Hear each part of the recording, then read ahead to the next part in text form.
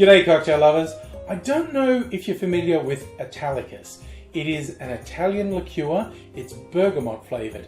That's essentially the same flavour that is in Earl Grey tea, if you want a reference. It comes up occasionally, but not that often in cocktail recipes. So if you convince yourself, I'm going to get Italicus to make that recipe, then you spend a long time going, that's a lot of Italicus, what can I do with it? I think I've literally had this bottle for the best part of a year, and you can see it's hardly gone down. But I recently found a few recipes with Italicus in them, and one of which I'm going to make now. It's a riff on a Cosmopolitan, and because it's got Italicus added, it's called a It's called a Cosmicus. There's nothing elaborate about this drink. It is essentially a Cosmo with Italicus in it, but this is going to be a bit different with me because when I make a Cosmopolitan, I don't use vodka. I have tried making it with other white spirits, gin, which is nice, white rum, which is nice.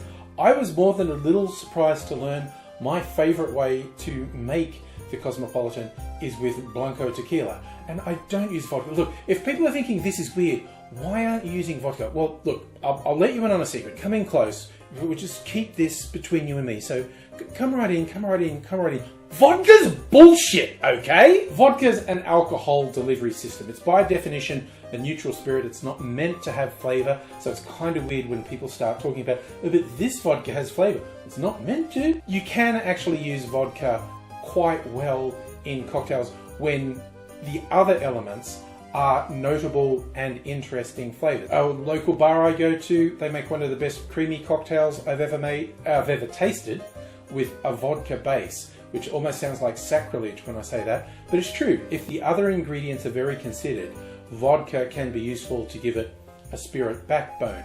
But the Cosmo is honestly a kind of shit drink, and I did a comparison and it tastes way better with Blanco Tequila. I expected this to be much redder. For some reason, it's gone quite orange, even though with the cranberry juice in it.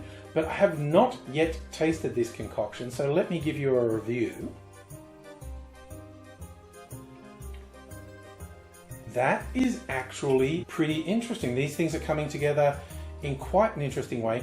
It's definitely more interesting than a bog standard Cosmo.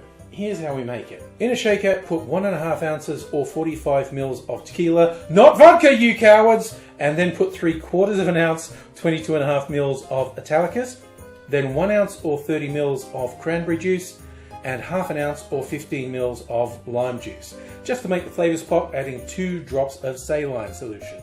Add ice to the shaker, shake that good and hard for 10 or 15 seconds to chill and dilute the drink, and then I'm straining that into a chilled coupe. I'm just spritzing some orange peel over the top. And that gives us the Cosmicus. And you know what? If you want to make it with vodka, make it with vodka. I mean, honestly, a Cosmopolitan is just not a good drink, in my opinion, because I'm a goddamn snob. So you can feel free to ignore me if it's something you like, because that's the sort of drink you should make. One you like, but I really think this level of experimentation is worthwhile. You may be very surprised, even if it sounds really weird to you. I think this is much more interesting flavours, and it isn't overpowering by any means. So you know what, if you're feeling daring, make a Cosmicus. If you're feeling super daring, make it with Blanco Tequila rather than vodka. But whatever decisions you make, they're your decisions, and I hope you're happy with them, and I hope you're looking after yourself. Until I see you again, I'll say cheers.